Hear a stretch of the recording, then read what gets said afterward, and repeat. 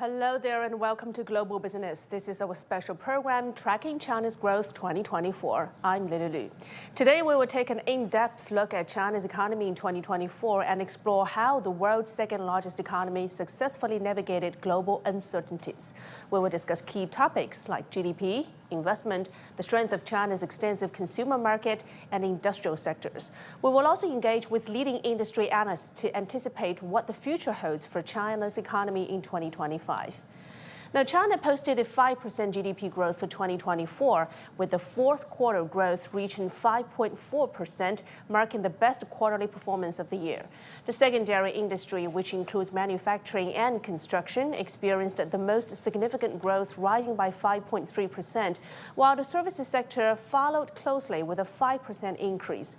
Industrial enterprises above a designated size saw a 5.8% growth in added value, led by equipment manufacturing and high-tech industries.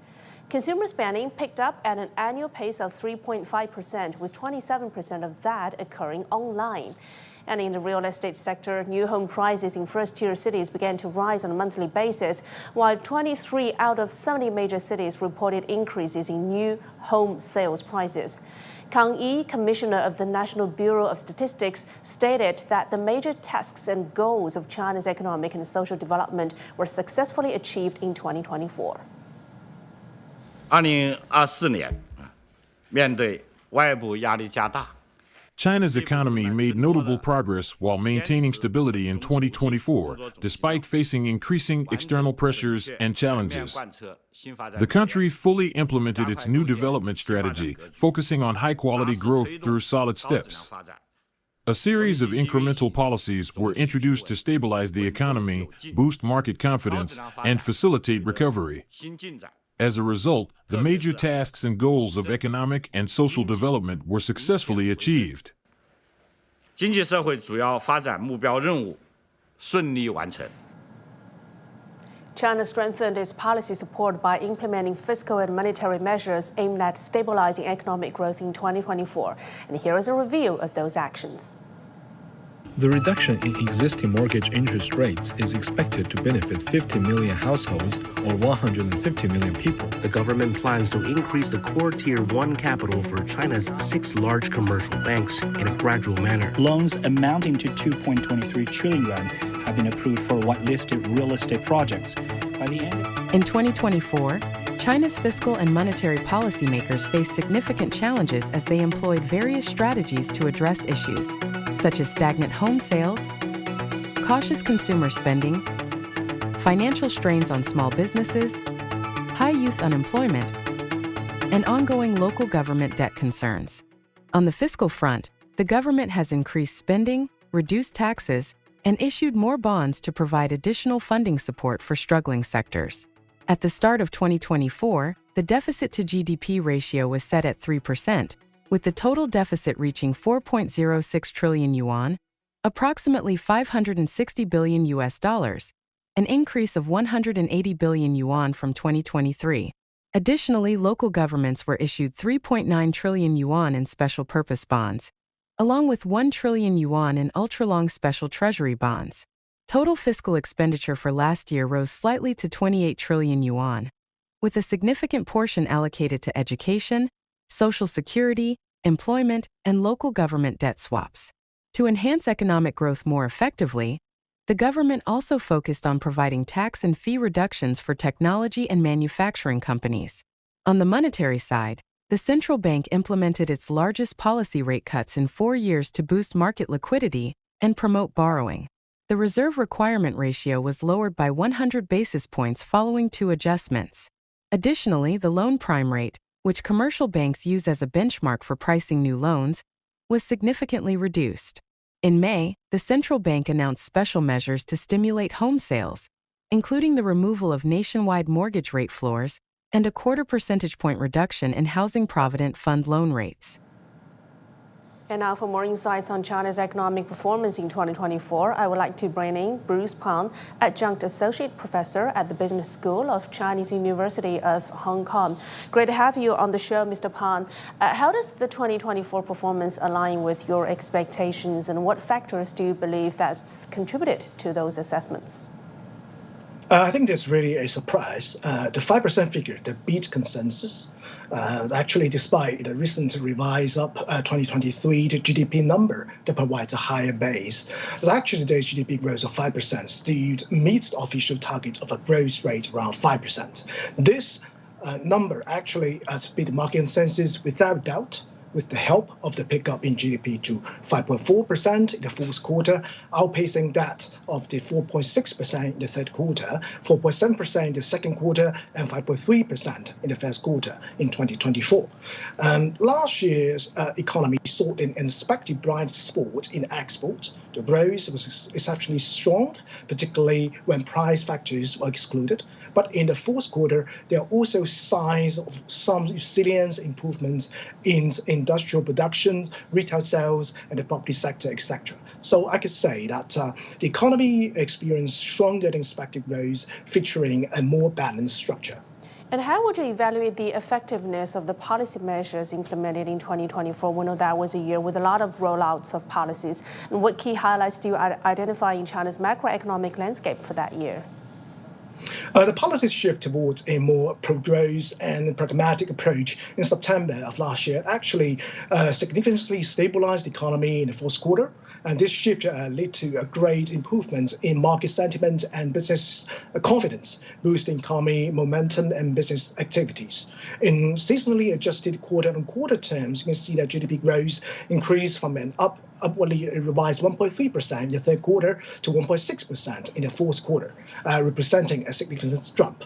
So throughout the full year, despite facing external uncertainties and internal challenges, key areas actually demonstrated some notable achievements. For example, the total retail sales of consumer goods achieved a 3.5% year-on-year growth, and excluding automobiles, the retail sales of consumer goods actually grew by an even higher rate of 3.8%. Industrial output also increased by 4.8% in 2024, with the manufacturing of equipment and high technology industries growing by 7.7% and 8.9% respectively.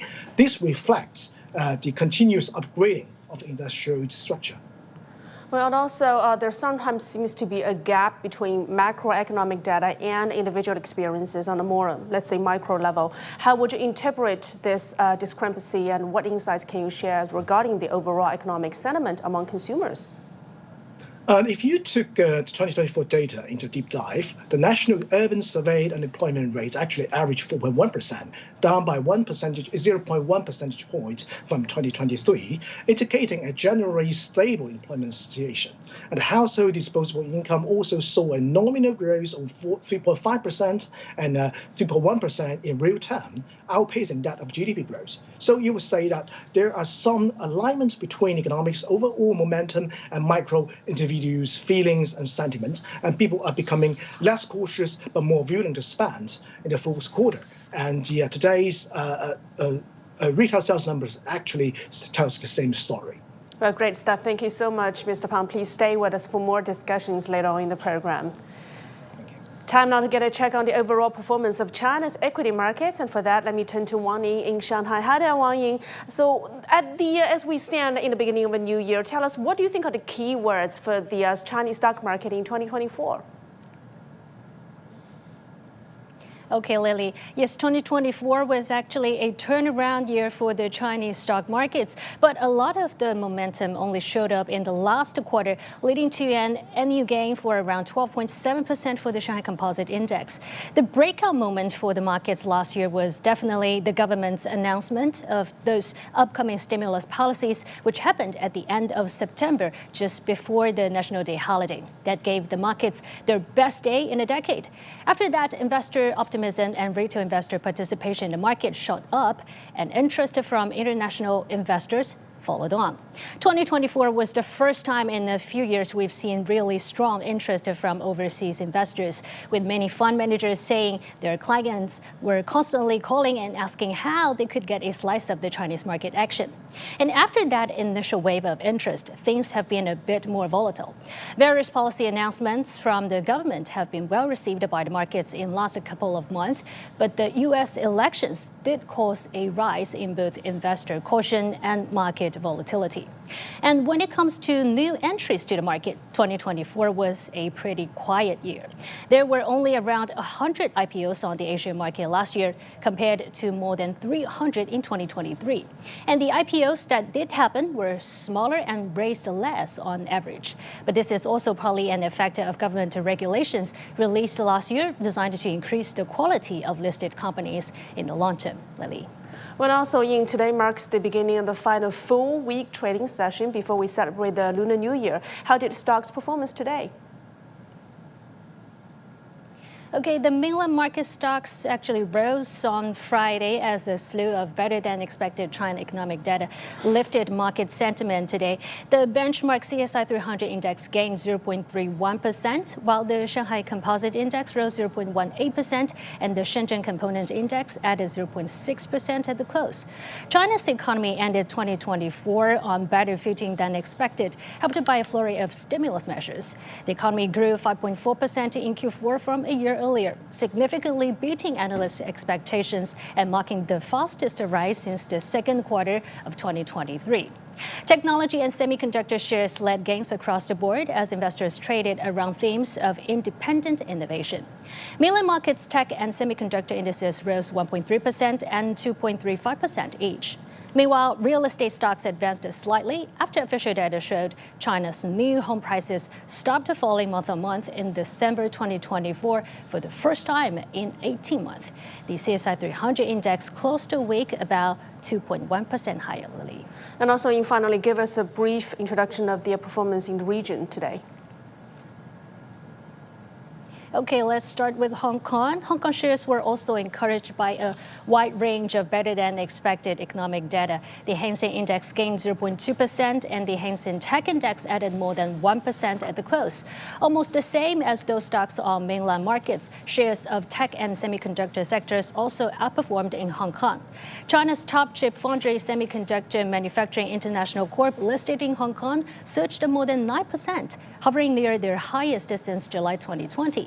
Also, Hong Kong listed shares of Chinese online retailer JD.com jumped around 5% in today's trading session, as the company showed solid performance after a successful Double 11 on top of beneficiary to trade-in programs.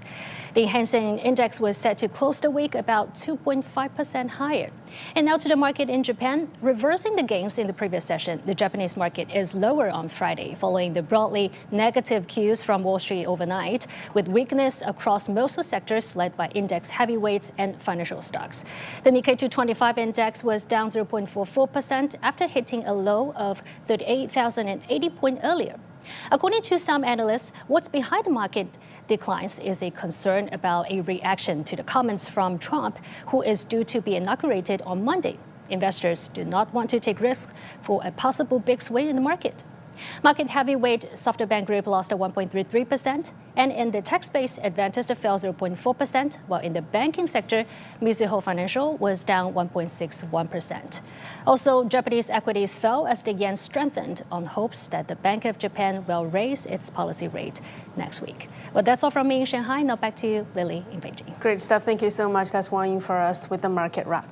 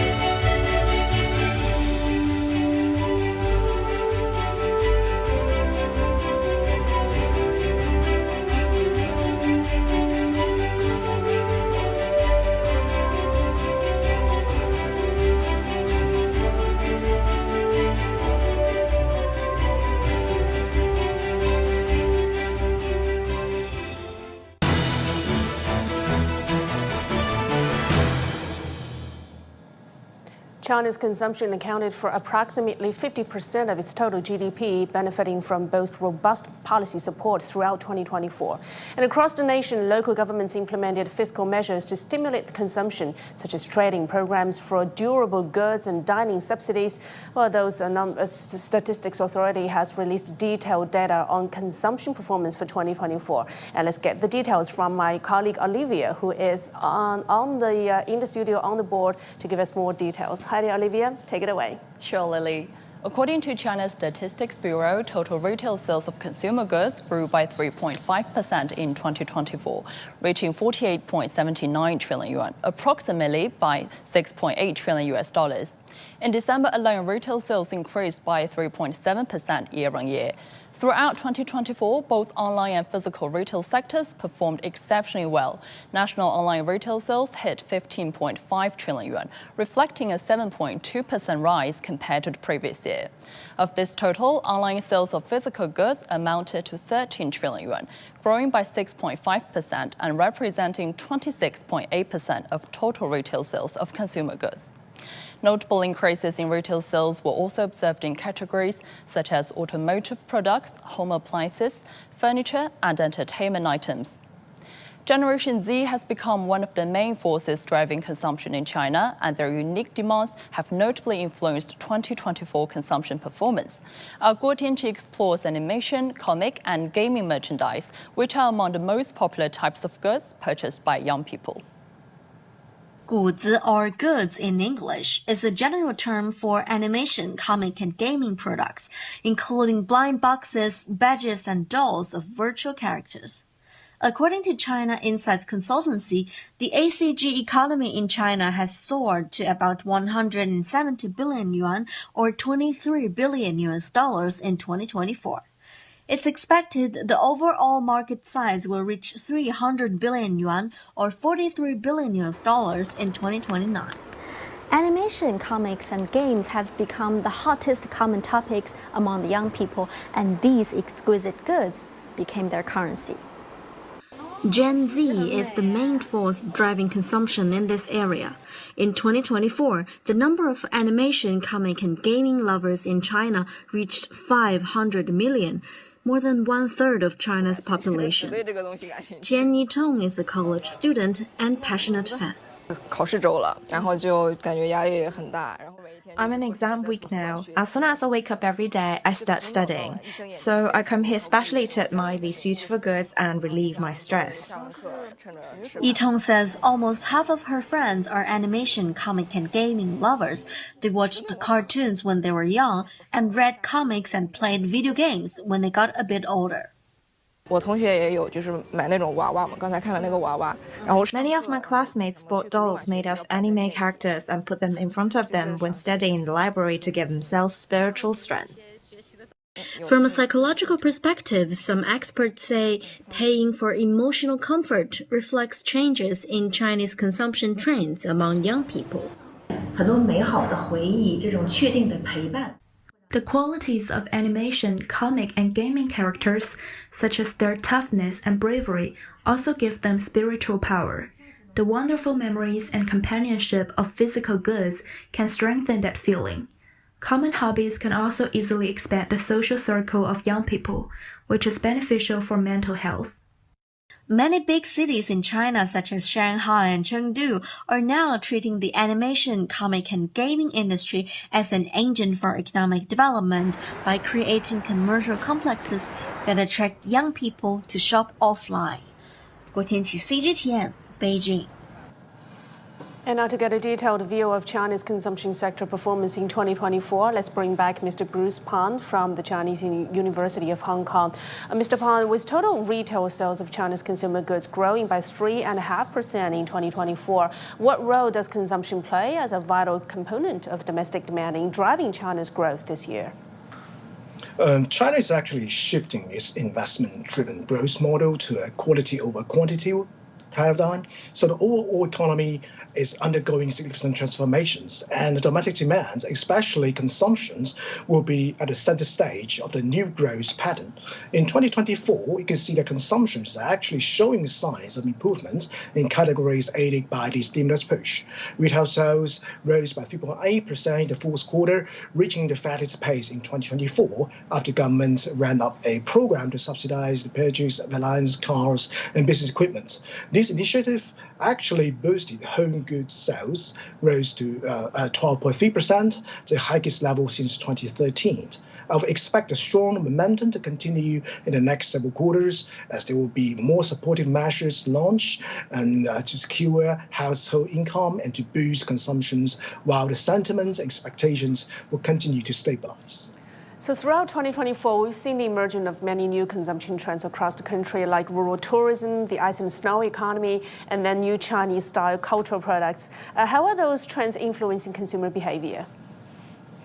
In the past year, actually, these emerging consumption trends are significantly influencing consumer behavior, highlighting a shift towards more personalized and experience-driven spending patterns. These trends are reshaping the consumer behavior by emphasizing experimental values, cultural identity, and sustainable practices. They reflect a broader move towards a more discretionary and socially conscious consumer base, seeking not only quality and uniqueness in product and services, but also meaningful connections with the culture and natural surroundings. So this consumption trend is actually shifting China's economy landscape by promoting diversification, stimulating domestic demand, fostering innovation, and supporting the sustainable development, enhancing consumers' experience, and boosting China's good global competitiveness. And also, sales of household goods have been significantly growing in 2024, with categories like home appliances and sports equipment. Actually, both of those sectors experienced a double-digit growth. So how effectively has this trade-in for new policy been stimulating growth? Data shows that the sector covered by this trade-in scheme all posted strong year-on-year growth, thanks to policy support. Local authorities also expanded programs for consumers to trade in used cars and home appliances or buy new ones at a discount. So domestic growth engines are regaining momentum as this retail sales growth surpasses expectations, driven by these supportive policies. And you can see the signs of improvement bode well for the trade-in scheme, which authorities have pledged to expand this year as they prioritize boosting consumption. I would expect that as top leaders have committed to boost consumptions and expect domestic demands in all directions this year, I would say that I would expect the total subsidy to double to 300 billion yuan this year, indicating a policy shift towards increasing consumption. Well, great stuff. Thank you so much for your insights. That's Mr. Bruce Pan, Adjunct and Associate Professor, Business School of Chinese University of Hong Kong for us.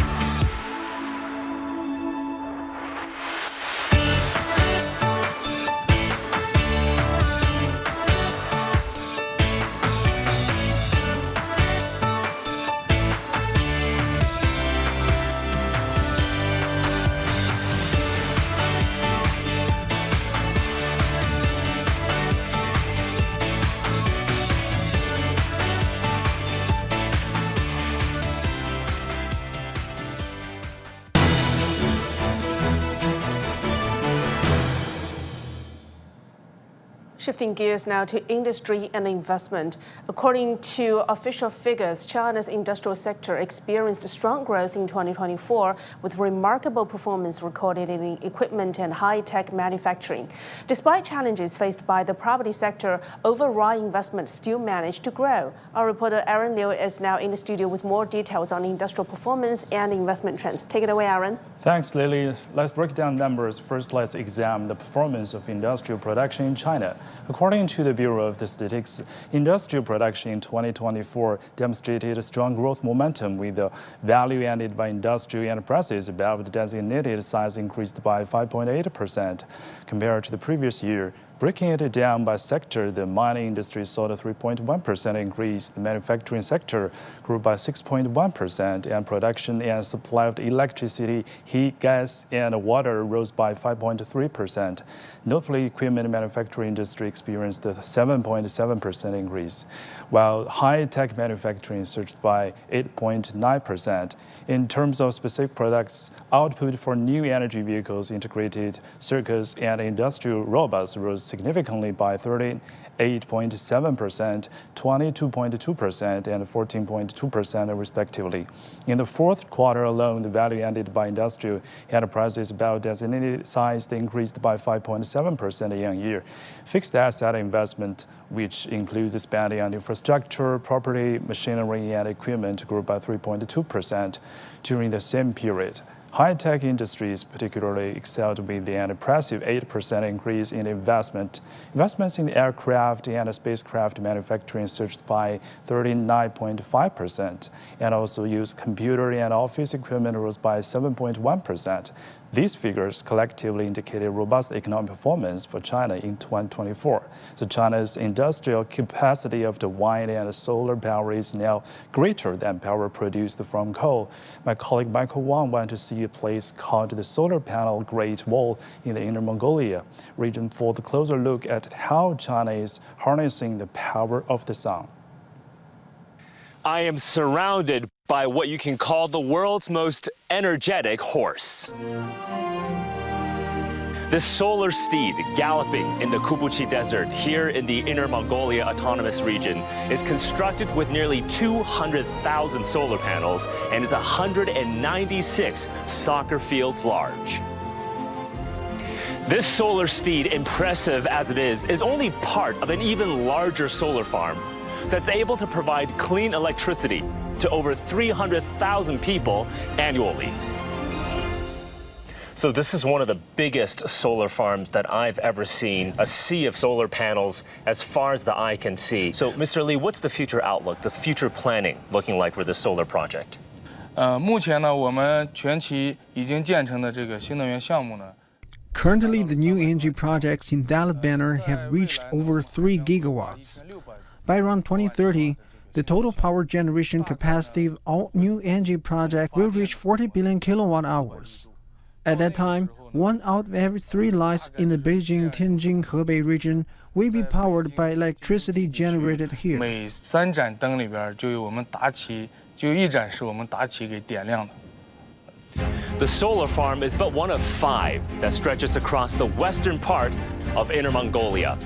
It forms part of what's called the Solar Panel Great Wall. Currently under construction, this 21st century Great Wall of clean electricity is planned to stretch 400 kilometers long and average 5 kilometers wide.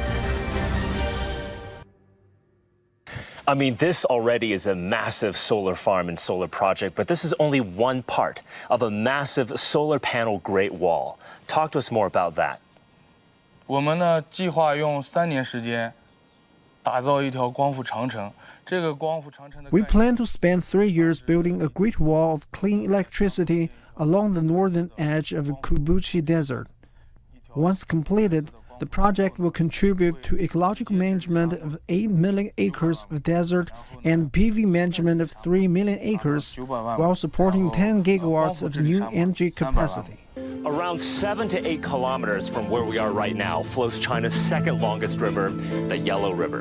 Now, besides providing clean energy, this vast array of solar panels serve as a first line of defense against the desert sand from blowing into the Yellow River, thereby better protecting water quality and the communities that rely on it.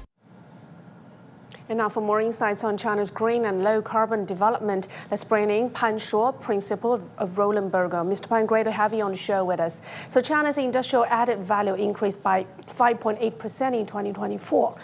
Excuse me. Now that significantly was driven by developments in new energy. So what are the key highlights in the low carbon sector? I think basically there are three highlights. One is the very positive responses from the capital market. We can see that there's higher ESG disclosure rates in the HAR market. In the past, only leading companies are actively disclose ESG information, but in 2024, more listed companies proactively disclose their ESG data, and we can see that the disclosure rate in HAR market reached 42%, a 5 percentage point increase year on year. And we also see a growing number of institutional investors has integrated ESG considerations into their core strategies. And in future, more institutions are expected to develop the dedicated ESG investment strategies as well as diverse ESG investment products. Second highlights we see is the more practical ESG actions by enterprises. In the past, green was more of a marketing tool, but nowadays companies are embedding green and low carbon principles into their operations. For instance, they integrate ESG into supply chain management by requiring suppliers to disclose carbon footprint data and jointly setting carbon reduction goals. One of the leading apparel companies in China, for example, actively put ESG into the supply chain management. And we see they are actively innovating to increase the share of eco-friendly materials. And the third highlight is from the individual enterprises to regional economic initiatives. Concepts like zero carbon towns are emerging in regional plans and aiming to align local production and lifestyles with green and low carbon goals. And also, China's annual output of new energy vehicles surpassed 10 million for the first time. Do you consider this a reflection of China's commitment to sustainability? Yeah, it does. And it means a strong commitment from the Chinese customer and OEM, as well as the auto ecosystems. If you look at the domestic market in 2024, China domestic NEV retail sales reached roughly 10.8 million units with penetration rates of 48%, which is significantly outpaces countries such as UK, Germany, Japan, and the US, demonstrating China's high market acceptance in the NEV sector. And we also see strong commitment from the Chinese auto OEMs, and they are providing broad product range, satisfying the needs of all demographics and segments. And we also see the commitment from auto ecosystem. Looking upstreams, Chinese suppliers in the battery, motor, and electric control systems have been actively innovating and becoming one of the global leaders. And looking downstreams, we can see public charging points has been over 3.4 million units by November 2024 and providing the solid infrastructure for NEV users. Great stuff. Thank you so much for your insights. That's all the time we have for today. That's Pan Shuo, principal of Roland Berger, for us.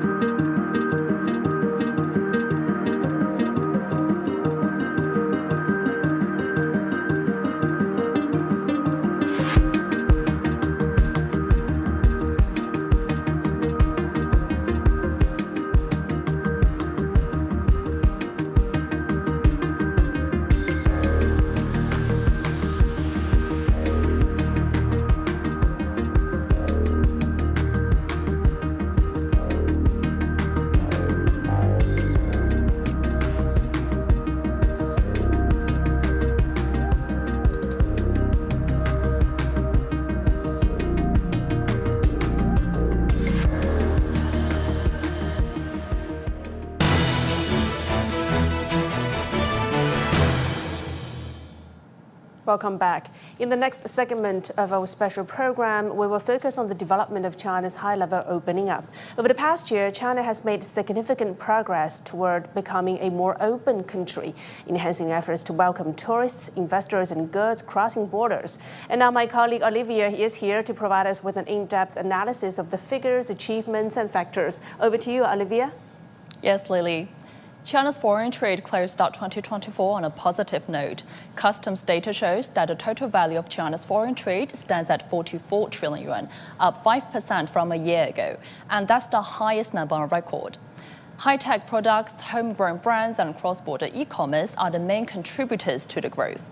A data breakdown shows that electromechanical products, including EVs and industrial robots, accounted for almost 60% of the annual exports. Meanwhile, China has become the main trading partner of over 150 countries and regions. China and ASEAN are the top trading partners for each other for 5 straight years by the end of last year. EU is China's #1 exporter for consumer goods, and the trade value between China and the US grew 4.9% year-on-year in 2024.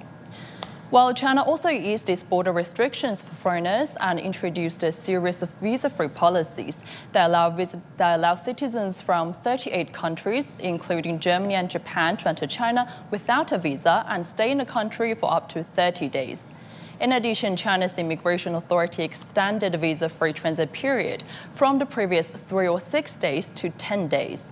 And the change applies to travelers from 54 countries transiting through 60 designated ports across China. And this policy has seen the number of foreigners visiting China jump 130% from a year ago. China also scrapped all curbs in the country's manufacturing sector last November, and this move granted foreign investors national treatment. That means they can operate on a level playing field with their Chinese counterparts. And besides, the central government also cut items on its negative list for foreign investors from 31 to 29, further enhancing the country's business environment. And that's all I have. Now it's back to you, Lily. Great stuff. Thank you so much for the breakdown. And also, China and the UK are 2 major economies in the global trading sector, while the UK is China's second largest investment destination and also 3rd largest trading partner in Europe, while China is the UK's largest trading partner in Asia.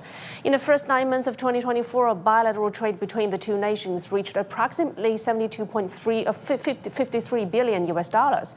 Earlier, I spoke with Jose Viñas, Group Chairman of Standard Chartered PLC, to get his insights on China-UK economic ties and China's role in global economic development. I think that China and the UK and many other countries have an interest in continuing to foster open cross-border trade and investment flows. You also have common interest in things like promoting the green and sustainability agenda at a time when the world is challenged by climate warming and things like that. So these are areas of significant common interest and where cooperation between China and the UK is critical, but also cooperation between China and many other economies in the world. And how does Standard Chartered position itself in facilitating China and UK economic and trade cooperation? Standard Chartered has a key role to play as a super connector between China and the UK and between China and the rest of the world. We are connecting China to the rest of the world by helping Chinese companies, both financial institutions and corporates, do business outside of China. We are also helping Chinese individuals with the wealth management and diversifying their wealth across different products, both onshore and offshore. But we're also helping bring the rest of the world to China in the sense of bringing Chinese opportunities to our international investors, and then helping multinational companies who want to do more business in China or set shop in China, do the business here. Taha Farouk, chairman of the daily Ittihad Media Group and vice president of the Council of Pakistan Newspaper Editors, shared with us his view on China's economy for 2024 and his expectations for the new year in this joint production with Pakistan Economic Net. China is one of the biggest importer and exporter of the world. Most of the countries are connected with China's economy. BRI as we all know that BRI is going on, and 130 countries are connected to BRI. BRI will definitely contribute not only in China's economy but world's economy. As we see that, as we know that China is contributing 14% in entire planet's economy. So one can easily understand what could be the future, how Chinese economy will improve as it is improving, and I feel that it will be a stable and prosperous year for Chinese economy. I feel that the Chinese economy will remain stable and it will show progress in all sectors.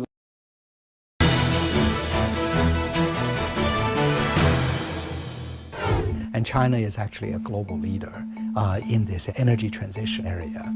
The entire energy transition infrastructure is very advanced in China, and so that creates a lot of interesting opportunities for investment. We do see that China being a market that really demonstrates the catching power in leading in science. We can see that a lot of the citations in the top journals in those studies that the Chinese scientists, engineers are demonstrating their ability to bring not only the concept but also the real examples of solutions, patent in many fields, and we certainly see that going to change the whole world. And we see that China is the most strategic market for Lilly, so we appreciate all those policies at national level.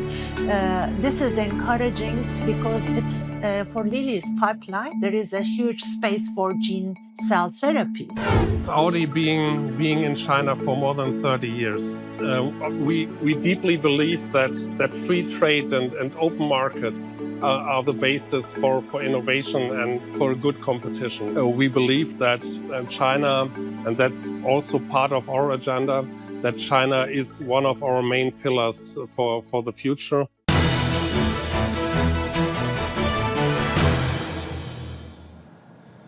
People's well-being is essential for sustainable social and economic development. The Central Economic Work Conference emphasized the need to ensure and enhance the quality of life for the people, aiming to provide them with a greater sense of fulfillment, happiness, and security. Now let's take a closer look at some of the key economic indicators that are related to this goal. And for that, I'm tossing over to Aaron Liu. Hi there. Thanks, Lily. First, let's examine some inflation data. China's Statistics Bureau says that the consumer prices rose modestly in 2024, up 0.2% year-on-year. That is the same pace as 2023. So inflation, which excludes volatile food and fuel prices, nudged up slightly to 0.4% in December, the highest in 5 months. Analysts contribute to the uptick to the stimulus push, such as the rate cut and the consumer goods trading scheme. Meanwhile, factory gate prices remain in the negative territory for the second year in a row, down 2.2% from the year ago. But the pace of the decline has narrowed. Regarding to household income and spending, disposable income per capita stands about 41,314 yuan, up 5.1% in real terms. Rural areas performed better than urbanized zones, with the disposable incomes of rural households growing 6.3% in the real terms. That's compared with the 4.4% growth for urban residents. So meanwhile, per capita spending rose 5.1% to yield 28,000 yuan. So on the labor market front, over 12 million jobs were created last year. The suburban employment rate dropped to 5.1% from 5.2% in 2023. So this 16 to 24 age group, excluding college students, also fell. Young people are entering some Euro sectors for job opportunities last year. For example, a bachelor program for elderly care management in China welcomed its first batch of graduates recently. My colleague Xu Yi filed this report from Shanghai. I met with Mo Deyu at the end of June in Shanghai. Today, he is working at the Taikang Community Shen Garden. At the same time, almost 100 undergraduates like Mo from China's first undergraduate program of service management for the elderly care, referring to those aged 60 and above, will leave the campus during graduation season this year. and Mo Deyu is one of the candidates among them. He has already started his career as an executive butler. 其实一开始在20年报专业的时候，就是还是比较迷茫。 At the beginning, I was quite confused when I applied for my major in 2020, but my family told me that there is such a new program in Shanghai University of Engineering and Science. After doing some research on the internet, I felt that this major could be a new trend. Now we have been joined by the undergraduate with an elder care major with a more solid foundation of comprehensive knowledge. This has improved the overall level of senior care practitioners. We can also select the best among talents from them. The number of people aged over 60 in China reached about 300 million by the end of 2023. According to the National Health Commission, there were about 45 million elderly people with disabilities or suffering from the dementia in China in 2021. The demand for the elderly care service workers has exceeded 6 million, but there are only about 500,000 related practitioners. In addition to the traditional service workers, there's also a growing demand for the managerial staff in particular. We couldn't only just focus on the basic nursing staff. We need to manage many sectors, including brand marketing, finance, smart care, and a process of constantly upgrading the level of services. And we found that there was really no such a talent, so we proposed to open this undergraduate module. Our goal is to train future directors of elderly care institutions, professional managers, and other management levels. And for the future, these young men have their own big dreams on this rising career track. 对养老行业、一个服务行业有一个彻底的一个认知之后，服务总监是我的一个目标。服务总监。养老行业不就是个大舞台吗？奉献个人青春，我觉得不是，我觉得是带给他们一个青春活力。梦想就是让全天下老人都非常的幸福，就是他们笑我就开心了。那你这个梦想很大。And they are embracing more opportunities from this new starting point. Xu Yi, CGTN, Shanghai. While some young people are choosing careers in large cities, others might be moving to smaller towns where the barriers to start a business is much lower. Our reporter Zhu has this report from Guangdong province. Recently, I went back to my hometown in Guangdong province, South China, and I visited a nearby place that's quite popular online, Sihui. It's only about an hour's drive from Guangzhou, and I stumbled upon some really cool little shops. In this area filled with many self-built houses, I found a very special tea house. I heard that it was started by someone who used to work in Dubai, professionally trained in interior design. She spent several months redesigning the space. After gaining some business experience abroad, I returned home to find milk tea shops popping up all over my hometown. About 60 in this county, with about 300,000 people. They're very welcomed by young people, so I want to promote traditional Chinese tea culture by incorporating it into the modern China chic style. She said it was very difficult for him to get started at first. It took me over half a year just to find a location like this. One that I could rent cheaply and renovate freely. The rent is 800 yuan per month, maybe just 1/10 of the cost in big cities. After renting the space, how to attract young customers became a new challenge. I am thinking about different ways to promote my store, such as publishing short videos online, working with e-commerce live streaming platforms, and renting the space to them for shoots. After his business was on track, Xu began to enjoy the slow pace of life in the county. The convenience of transportation, more affordable living costs, and the slow pace of life have made Sihui increasingly attractive to young people returning to their hometown. While some are still adjusting to the new pace, others are figuring out how to promote new business models. Many say that returning to start a business in a small county is no easier than working in big cities. However, as they all agree, the opportunities are endless. Zhu, CGTN, Guangdong Province. And to bring you those fascinating stories across China, our reporters have been traveling across the country over the past year. And now I have my colleagues, Olivia and Aaron, in the studio with us.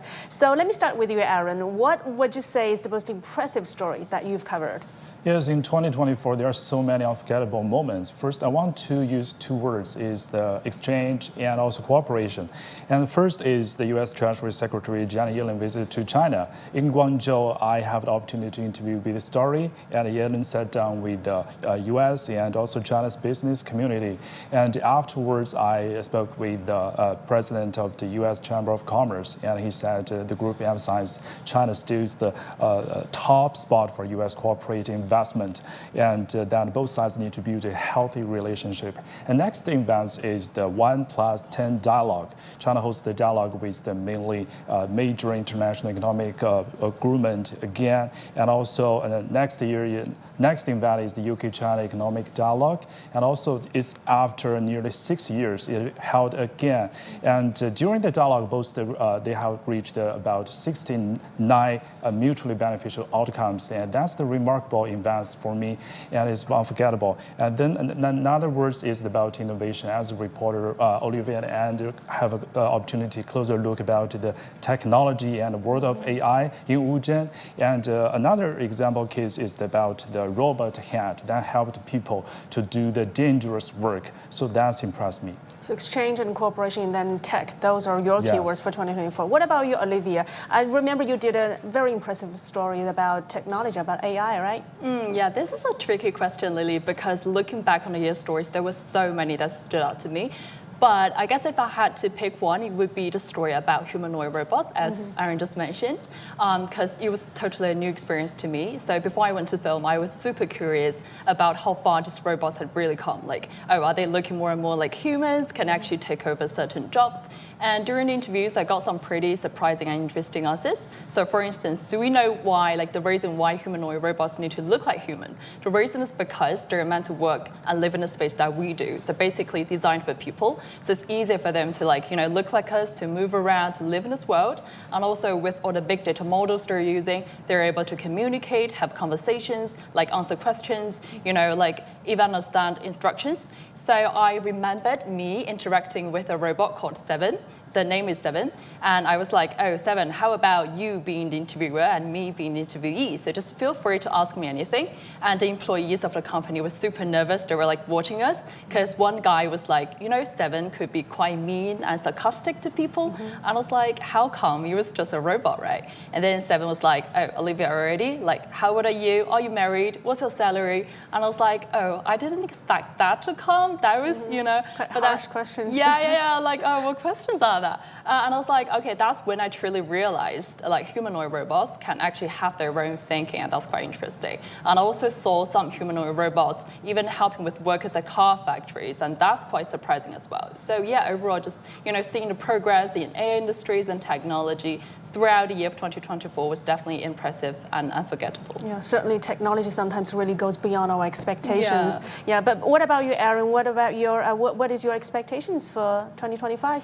2025, I want to share more stories about Chinese people because they have their own stories and about the technology and innovative practices and a successful experience to the world. I think that's the best to the moment and help the world's growth impetus.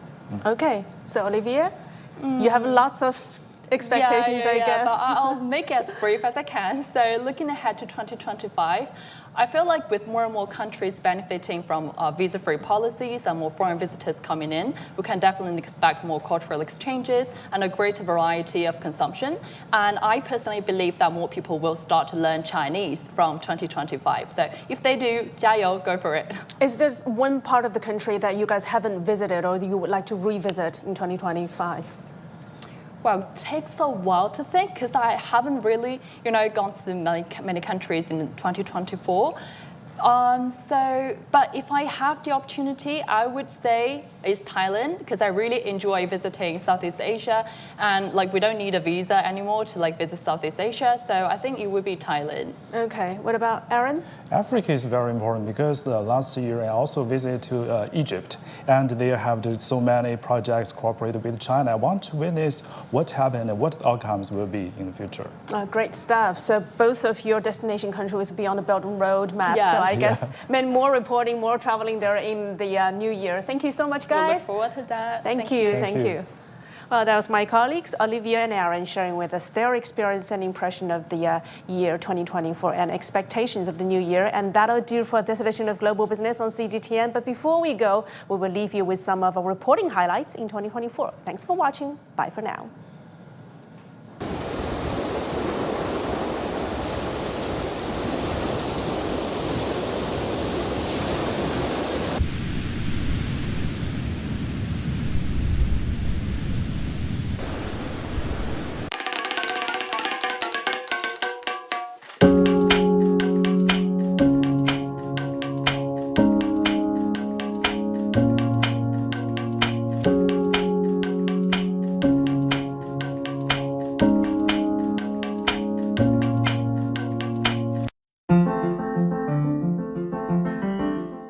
Welcome to the fifth and final day of the China International Fair for Trading Services, or CIFTS. At the World Economic Forum Davos, hosted by Klaus Schwab, the founder of WEF.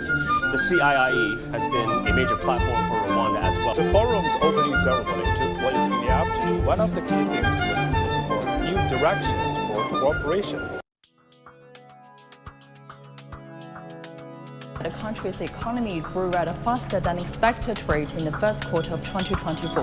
Let's now explore China's economic agenda presented during this year's two sessions and gather perspectives from countries along the Belt and Road. I'm Aaron in Zhejiang Zhuji, trying to find the pearls, and I find them. The number of homestay owners from the Generation Z age group surged 50%, the fastest growing figure among all age groups. China released this detailed plan to encourage the replacement of outdated home appliances and gadgets with new ones. What is the ultimate form of a robot? China's foreign trade has defied odds, inching up 0.2% year-on-year. Market value of AI, nearly $100 billion, is expected to grow twofold by 2030. How do you view that the Chinese banks have been increasingly encouraging the private innovative enterprises? What messages does Germany companies perceive from Germany Chancellor's visit to China? Are there any kind of specific risks we should look out for this year? What are the key highlights of the clean energy sector? What were the key highlights from this morning's ASEAN summits? So how do you look at the competition with local players here?